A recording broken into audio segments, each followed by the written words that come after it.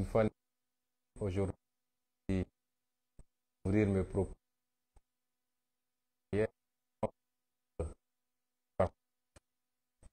à aiguiller également à vous. Je suis désolé de le faire dans toutes les langues parlées en Afrique, l'anglais, le portugais et même l'arabe. Mais je crois que si je m'exprime en français, ça permet déjà de se faire entendre par nos frères et sœurs africains. Cette option par cette langue française s'impose d'autant que nous avons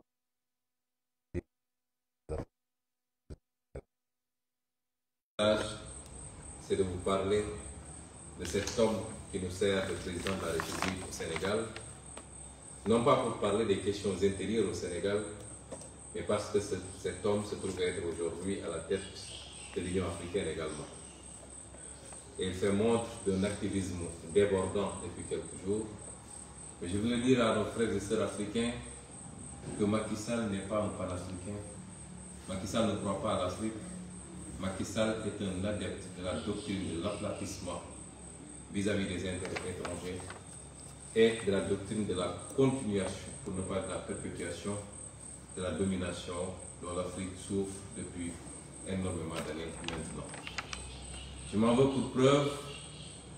que nous avons tous vu un Macky Sall se rendre à 7000 km ou plus d'ici, en Russie, pour aller plaider auprès de Vladimir Poutine, du président Poutine, pour la levée de l'embargo contre l'Ukraine. Le prétexte tout trouvé, c'est de permettre à l'Ukraine d'exporter du blé et du maïs, notamment en direction de l'Afrique qui en a besoin. Je voulais dire que cette démarche est d'abord une démarche qui avilit un peu plus l'Afrique. Qu'est-ce que tous ces présidents ont fait de leur mandat pour que l'Afrique soit au moins autosuffisante au plan alimentaire? Le monde entier subit de plein fouet les conséquences de ce contexte très chargé au niveau international, mais il n'y a que l'Afrique qui va mendier pour avoir du blé et du maïs. Le deuxième constat, c'est que, je vous le disais tantôt, Macky Sall n'est pas un panafricain. Parce que comment pouvez-vous comprendre que ce même Macky Sall asphyxie le Mali, qui est un pays frère, un pays voisin? Je voudrais rappeler à beaucoup d'Africains qui ne connaissent peut-être pas tellement cette histoire, qu'au lendemain des indépendances, le Sénégal et le Mali ne faisaient qu'un dans ce qu'il était convenu d'appeler la Fédération du Mali. Et cette Fédération du Mali a tenu jusqu'en 1962 avant d'imploser. De part et d'autre du Mali et du Sénégal, vous retrouverez les mêmes ethnies, les mêmes peuples, les mêmes cultures. Le Mali et le Sénégal et le Mali. Le Mali constitue l'arrière-pays du Sénégal en quelque sorte. Comment pouvez-vous comprendre que Macky Sall ferme le port autonome de Dakar, les aéroports du Sénégal et les frontières routières du Sénégal à ce même Mali qui passait par le Sénégal pour réaliser l'essentiel de ces importations? Au-delà du fait que c'est une attitude criminelle, c'est en même temps l'exécution d'une commande de ces maîtres occidentaux qui veulent, par la pression, par l'asphyxie, amener le peuple malien à se soulever contre le régime qui est en place. Un panafricain ne peut pas agir comme ça. Un président de l'Union africaine ne peut pas agir comme ça. Macky Sall n'est pas un panafricain. Tout cet activisme dont il fait montre depuis quelque temps ne vise qu'un seul objectif: lui donner un repli international à la fin de son second et dernier mandat. Puisqu'il sait très bien que le Sénégal ne lui permettra pas d'exercer un troisième mandat, tant les deux premiers ont été catastrophiques, mais également il n'y a aucune base constitutionnelle pour un troisième mandat de Macky Sall. Aujourd'hui, il fait du tape-à-l'œil pour demain avoir une plante au niveau des institutions internationales, ou alors, si ça se tournait beaucoup plus mal que cela, pour pouvoir être recueilli et accueilli dans une de ces puissances étrangères. C'est le seul objectif visé par ce tapage de Macky Sall, mais ça n'a rien à voir avec l'intérêt, ni avec l'intérêt de l'Afrique. S'il est allé en Ukraine, c'est parce que ses maîtres occidentaux, et particulièrement la France, lui a demandé pour permettre à l'Ukraine de souffler un peu. Ça n'a absolument rien à voir avec les préoccupations africaines. C'est cet homme aujourd'hui qui dirige le Sénégal depuis malheureusement 10 longues années. C'est cet homme qui est à la tête de l'Union africaine. Il va se servir de cet outil pour assouvir ses desseins personnels, sa boulimie de pouvoir et d'image, mais absolument pas les réformes en profondeur dont l'Afrique a besoin et qui tournent autour d'un seul maître mot, la souveraineté de l'Afrique, l'indépendance réelle et effective de cette Afrique. Macky Sall ne sera jamais le champion de cette préoccupation africaine et particulièrement de la jeunesse africaine. mbokki Sénégal maa ngi leen di nuyu wax naa léegi nii damaa doore tey gulee sama waxtaan ci kàllaama nasaraan ndax dafa bëri suñuy mbokk fépp ci Afrique yoo xam ne saa suñu génnee wax danañu bëri ñuy bind di ñaxtu daal ñuy di sàkku ci ñun ñu leen di sédd tuuti parce que ñoo ngi suivre la ñuy def yépp rax si doole nag ci li ñu bëggoon wax tey am ci lenn lu ndaw loo xam ne dafa concerner Afrique dafa dépasser suñu frontière ñun Sénégal loolu moo waraloon ñu dooree tey suñu waxtaan ci kàllaama nasaraan la ñu bëgg a wax nag ci suñu làkk mooy waxtaan ak mbokki Sénégal doore ko ci li xew mooy woo lañ leen ci ab rassemblement bu mag a mag a mag yéen ñépp ngeen jógandoo génn ñépp dëppoo ni gisaguñu ndaje gu ni mel fii Sénégal bu dajale lu toll noonu ci ay doomi aadama te du ci kenn koo xam ne dañ laa jox xaalis wala ñu neexal la wala ñu tegal la ay kaar jox la xaalis boo fayee transport ña andi seen kaar te bëriwuñu ndax dégg nañ ñu naan rassemblement national fu ne la di jóge ci Sénégal déedéet ñëw ñi jóge ci région yi ñëw symbolique la woon waaye ñëpp xam nañ ni bu ñu bëree ba bëri gëmmu ni dépassé nañu 200 personnes ci les dizaines et des dizaines de milliers de personnes yu nekkoon foofu ña jóge ci région yi nag joxuñu leen kaar joxuñu leen paas ñoo dajale seen xaalis jël seen kaar dikk loolu di lu rëy te dalal suñu xel ci ni ñun ba ñuy dugg ci politique li ñu bëbbatoon mooy fexe ba am de vrais militants et de vrais sympathisants mooy ñu gëm réew mi ñoo xam ne fu ñu toog ñu ngay laaj seen bopp lan la ñu war a defal réew mi waaye du ñu mel ni ñii ñu ci fekk ci politique nga xam ne fu ñu toog ñu ngi naan naka la ñu fexe ba jëriñoo ñun réew mi loolu dafa mel ni ma ngay bëgg a sotti te yëg-yëg bi nit ñi am nañ ko rawatina nag ndaw ñi loolu ñu wane keroog ca mercredi bi dafa taalaat liñ xale yi naan cuuraayu dëmm ndax gaa yi mel ni ay dëmm yu jëfoo fi mu toll nii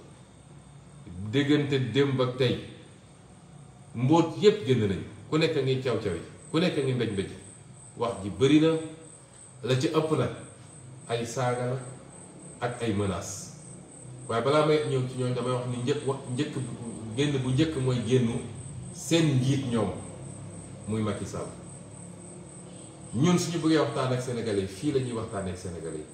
yi jaarale ko ci média wu fii wala ñu def suñu live waxtaan ak yéen waaye Sénégal moo am président boo xam ne saa su bëggee wax lu war a soxal sénégalais yi day dem ba ci tubaab yi wala mu woo média tubaab yi ne leen ñëw leen Sénégal bu ko defee mu làkk ak ñoom ay tubaab nga xam ni kii waxut ak Sénégal waaye ñii nga xam ne ñoo ko ngemb ci nasaraan yi ñoom lay waxal waxul ak sénégalais yi ndax li ëpp ci sénégalais yi dégluwuñu tubaab dégguñu ko bu baax ba di ko tal di déglu ñaareel bi mooy génnam ñëpp dégg nañ ko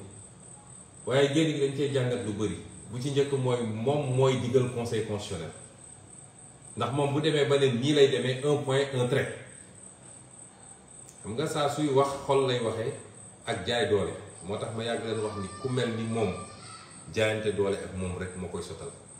ba keroog yàlla di tànn diggante moom ak ñun ndax président du ne nii lay demee un point un trait waaye li gën a yéeme gannaaw bu ñu nee moom mooy digal conseil constitutionnel Pape Omar Sakho ak ñi mu àndal Macky moo leen naan def leen ñu def Antoine Diome moom jarul sax may wax luy wane ni amuñu justice ci réew mi justice bu indépendante amul justice politique lañu am boo xam ne dañ koy digal muy def waaye li gën a yéeme ci wax ji mooy tiit gi mu tiit dem dugal na ko mu wax loo xam ne safaan wala ndax nee na une liste qui n'est pas paritaire n'est pas une liste qu'on peut admettre un point un trait waaye ñun Yewwi Askan Wi amuñu problème parité ñun liste incomplète lañ ñu wax ñoom Benno Bokk Yaakaar ñoo am problème mu liste parité kon moom li mu wax conseil constitutionnel ci Benno Bokk Yaakaar la ko doon appliqué ñoom ñoo am problème mu parité jël seen suppléant tegle ñaari jigéen ñun amuñu problème parité problème bi ñu am mooy bi ñu gisee ni am na benn cas inéligibilité ñu ne ñu ñëw leen remplacer ko ñu dem remplacer ko ñu ne juum nañu ndax ki ñu ko remplacer ñu ngi woon déjà ci liste titulaire yi suñ ko génnee donc foofu liste bi matul kon Macky Sall àtte na boppam àtte na Benno Bokk Yaakaar moom moo ne liste bu paritairul liste boobu mënuñu ko recevoir conseil constitutionnel def njombe bu toll nii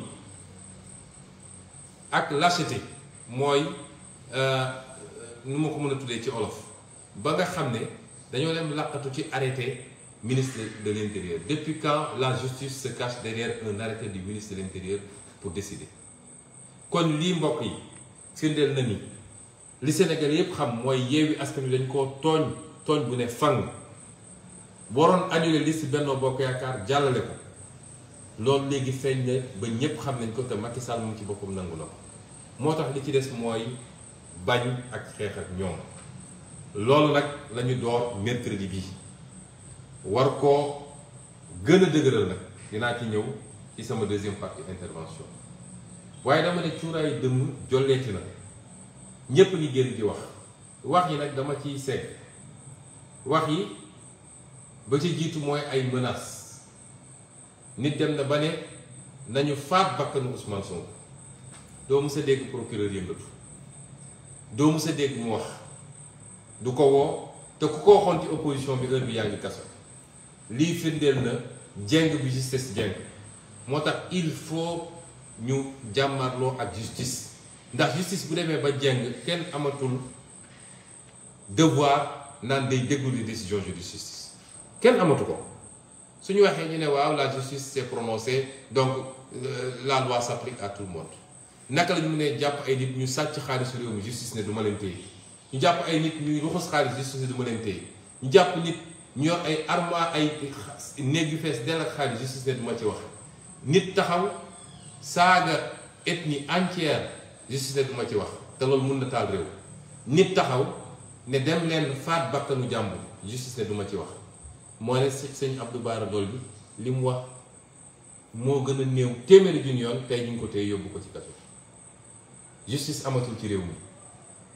ñun ñoo war a jël suñu responsabilité parce que justice su demee ba jeng peuple bi moo war a taxaw jàmmarloo justice bu demee ba nekk le bras politique d'un parti politique et d'une famille devoir la ñu résister devant cette justice depuis 1 an et demi je vous ai dit résistance c'est un droit constitutionnel constitution ci boppam moo ne face à l'injustice chaque Sénégalais a le droit de résister loolu du insurrection du coup d'état waaye loolu lu war la may wax ni ñun ay menaces yëngaluñu ça nous fait rire d'ailleurs waaye li ñuy jël au sérieux la ndax ñi ñu ko seqal ay assassins lañu jaaxle nañu jaaxle boo xam ne tey suñu mënoon faat bakkanu Ousmane Sonko def nañ ko li koy firndeel ma nettali leen lu ndaw barki dem bi ñuy dem ci manifestation bi dama génn dugg ci oto Waly Diouf Bodian ñu dem ba ci yoon bi ma ne ko ubbil toit ouvrant bi parce que nit ñi bëri nañu ñëpp a ngi acclamé ma génn nuyu nit ñi ñu essayé ubbi toit bi ba ñu ubbeeku parce que mécanisme bi dafa bloqué may leen andil dama beneen oto bi ma dugg ci boobu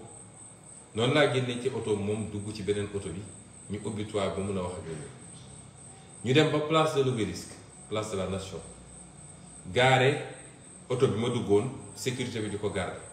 moom mu jël oto bi ma duggoon moom bi ma njëkk a dugg dem gaara fu gën a sori parce que amuloon place daal di ñëw ci manifestation est-ce que xam ngeen lu ñu def parce que jàppoon nañ ni oto boobu ci lay duggaat dañoo dem ñeenti pneu ñeenti roue oto bi bu nekk dañoo dem dévisser ñetti écrou yi ci ñeent yi génne ko ñaari écrou yi des ci pneu bu nekk dévisser nañ ko ba muy lang li ko may chance mooy bi ñuy ñibbi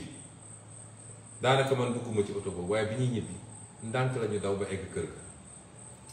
bañ fa yeggee muy dem dégg oto bi def bruit bu bëri mu woo mécanicien bi ne ko oto bi am na lu ci nekk xam naa moteur bi mécanicien bi ñëwee xool ne ko yow est-ce que gis nga oto bi li ci nekk ñeenti pneu yëpp dañoo dem bu dévisser écrou yi oto bi bu dawoon 70 kilomètres à l'heure musiba am buñ ko waxee nag maa ngi dégg déjà seeni coow dañ naan waaw victimisation nangam na Sénégal yëpp xam nañu man du ma victimisation ragal mooy victimiser wu ñi daan dem di dem wër ci sëriñ si dem gis église bi dem gis fu nekk di jooy naan dañ may tëj ñooñ ñooy victimiser wu mais man buñ ma buggee teg lu dul yoon damay jël sama responsabilité résister ba ma munee duma ma boo ma munul it di nga ma bàyyi ak sama jàmm kon ñun du ñu inventé dara gis ngeen photo yi wan nañ ko fu ne ci internet bi ay assassin la ñu amal affaire suñu demee ba jaaxle ba xam ni lii moo ci des ñoom ak ñi leen gemb leen moo leen dese mooy nañuy def lu ñuy def ba faat bakkanu ki ñu jaaxal ma leen di wax nag ni bis bu seen bëbët yeggee ci ngeen ni soog a am problème nag ndax problème amagu leen ko bis bu seen bëbët yeggee ci ngeen ni soog a am problème ndax nun dañuy def ragaluñ ci dara te duñ ci deltu gannaaw bis bu ne ñu gën a teg ay pas waaye ci cuuraayu dëmm gi ba tey gis ngeen saaga yi xaste yi loolu moom tàmm nañ ko ma bëgg a wax nag ni Macky Sall ndax ku fi saaga Ousmane Sonko rek Macky Sall la yónni boo saagee ba doyal xas Ousmane Sonko xas ay waajuram xas baayam bi nga xam ne ma nga ca barsax depuis longtemps xas ay yaayam xas ay soxnaam boo paree Macky Sall dalay woo pare jox la xaalis may wax ak kilifa yi nekk ci dëkk bi yépp ku fi saaga Macky Sall moo la ko sant waaye nag bu dee yow sa xol xat na ba mënoo muñ saaga man xam nga man saaga yi yëngalu ma tey laa gën a nekk en forme tey laa gën a mën a agir waaye bu dee yow sa xol xat na ba ku la tudd nga gaawante ne maa ngi ko yóbbu kaso ngire waay téel sa bopp téel say ñoñ ñu bàyyi di saaga nit ñi ak di xas nit ñi ndax Cheikh Abdou Bara Dolly lii mu ko def nii ànduñu ci kàddu yi ndax nun lañu mës a wax mooy politique du dugg ci vie privée jàmbur politique du saaga jàmbur politique du xas jàmbur rëcc nag mun na am ci ku ne waaye ñiy saaga te ànd ak Macky Sall ci saaga yu gën a bon téeméeri junni yoon ñi ngi fii di dox suba ngoon te justice du leen woo police du leen déglu loolu nag mooy andi injustice ci réew mi ñaareel bi dans la forme li ñu def Cheikh Abdou Bara Dolly teguñu ko fenn parce que loi bi dafa ne député bu nekk en cours de mandat mënuñu ko jàpp lu dul su dee dafa def flagrant délit wala mu def li muy def ba pare di daw ñu jàpp ko ci jamono ji muy daw te bu boobaa bu amee en flagrant délit donc nga ko mën a juger mais jàpp ko ne flagrant délit la def daa dem ba ci biir procureur ne instruction la ñuy def détournement de procédure la lii lañ ma bëggoon def février 2021 lii lañ ma bëggoon def man lànk ne duñ ma ko def nag looloo andi li xew février ba mars 2021 Moustapha Niass bu doon président de l'Assemblée nationale bu baax moom mooy dem génne ji Cheikh Abdou Bara Dolly parce que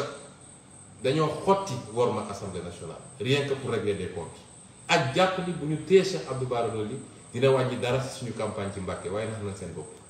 bu soobee kiy bind Mbàkke ci nii wala ci nële daan ko gañe cuuraayu dem bi ba léegi nee nañu dellu si nañu léegi ci MFDC nee nañ dañoo jàpp ay rebelle MFDC xam nga li gën a bon ci waa APR mooy mag yoo xam ne dañuy xëy ngeen jégal mu ci kàddu di fen ba guddi amul ministre amul président amul directeur amul Sénégalais yi léegi mënuñoo dégg lu jóge ci APR ba jàpp ni lii dëgg la salle bi ma toog tey keroog def naa fi live fii Ziguinchor ab waa APR dem taxaw ne Dakar nañu tourné live boobu amatuñu sago ci li ñuy def waaye Sénégalais yi kenn gënu leen a yeewu xam nga wax yi daanu sa saret mënul yëngal Sénégalais yi lii lépp nag li mu wone mooy tiit nañu ba tiit ba fu tiit yem lépp lu ñu amoon ci arsenal ñu ngi koy génne nee nañu yooye dañoo bëgg a yëngal sax suñu kër yi te ku tudd seen kër ñuy bëgg a dee naan dañ lay tëj kaso ma leen seen pexe ndax saay na bu yàgg tey lañu gën a dëgër ci li ñuy def ak ñi ñu ko àndal ñépp muy ci njaboot muy ci militant muy ci sympathisant parce que sénégalais xam nañ ni projet bii nga xam ne moom la ñu porté ci cadre Yewwi Askan mooy projet buy libérer le Sénégal définitivement li ko wane mooy ñëw keroog ci place ba ñooñu nag lay waxal tey mbokk yi Macky Sall xam na ni yoratul réew mi xam na ni moom wéet na ci pouvoir am fii mu toll nii nguuru Ablaye Wade sax bi muy daanu mel woon nii kan moo nekk autour de Macky Sall à part ay saagakat wax leen ma kenn ku sénégalais di may nopp ku nekk autour de Macky Sall koo xam ne mun na wax sénégalais yi ne gongo dara desul ci Macky Sall dara réew mi yoratu ko te xam na ko loolu ñu liggéey nag liggéey ko ci anam yu métti ba tey jii loolu la ñu war a yeggal ci jàmm ak salaam bu dee Macky Sall bëgg na jàmm ak salaam moo tax ñu ne leen fi mu ne nii lu ne def nañ ko pour gagner la bataille psychologique yow militant bi lay waxal yow sympathisant bi yow sénégalais lambda li nga xam ne ñëw nga keroog ci place de l'Obélisque parce que démocratie nga bëgg a défendre parce que avenir du Sénégal nga bëgg a sauver yow laay waxal la ma la bëgg a wax mooy ñoom def nañu tout pour gagner bataille psychologique bi wax nañu ñëpp ni ku fa dem dinañ la dóor ku fa dem dinañ la rey jàpp leen seen doom yi ñoom yóbbuñu seen doom lu leen ñu wax ko manifestation bi dañ ko infiltrer waaye yow mii ñëwoon ci place de l'Obélisque ak yow mii amoon yéene ñëw te am ngànt yéen ñëpp won ngeen Macky Sall bi seen méthode yooyu nga xam ne méthode bolshe KGB yooyu méthode diversion ak méthode xoqatalaate yéen démystifier ngeen méthode yooyu moo tax ngeen ñëw teew bu ko tere woon di ngeen teew bu ko autorisé teew ngeen ñu leen di wax nag ni bataille psychologique boobu ba léegi ca la ñu nekk yi ñuy wax nii yépp ci bataille psychologique la xaste saaga joxe information yu dara taxawul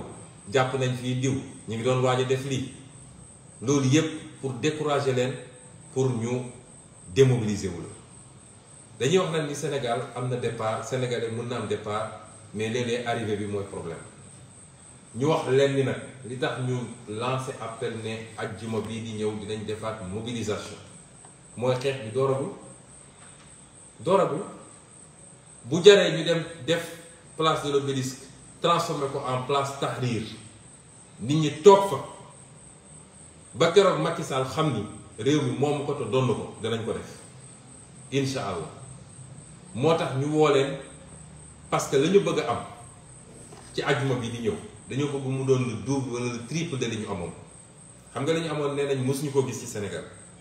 tey dañoo bëgg mu doon le double ou le triple de li ñu amoon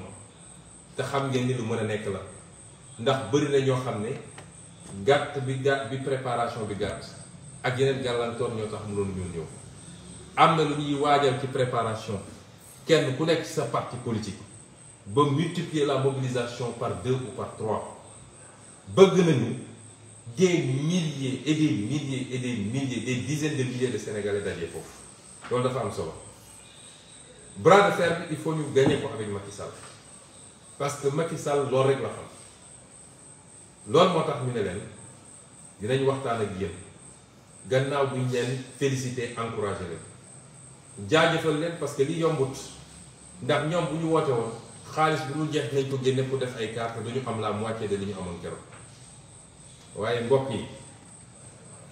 xeex bi day door meeting bi di ñëw